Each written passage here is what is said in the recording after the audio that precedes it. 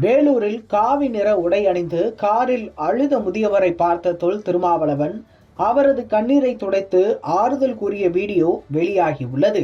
சாமியார் மடாதிபதிகளிடம் நெருக்கம் காட்டாத திருமாவளவன் காவி உடை அணிந்த இந்த நபருக்கு ஆறுதல் கூறிய நிலையில் அவர் யார் என்பது பற்றிய தகவல் வெளியாகியுள்ளது. வேலூரில் காவி உடையில் கண் கலங்கிய ஒருவருக்கு திருமாவளவன் ஆறுதல் கூறினார். அதாவது காவி உடை அணிந்து ஒருவர் காரில் அமர்ந்திருந்தார். அவர் திருமாவளவனை பார்த்தவுடன் கண் கலங்கினார்.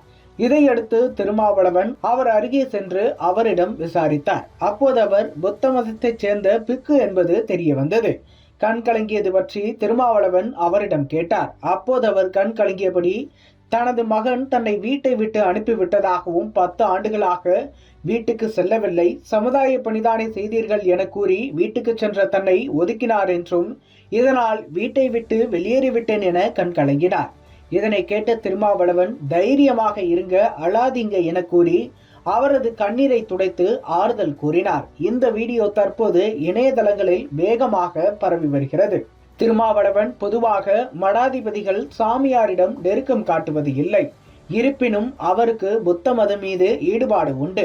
இந்நிலையில்தான் கண்கலங்கிய புத்த மத பிக்குவுக்கு அவர் ஆறுதல் கூறி கண்ணீரை துடைத்து விட்டுள்ளார் என்பது குறிப்பிடத்தக்கது.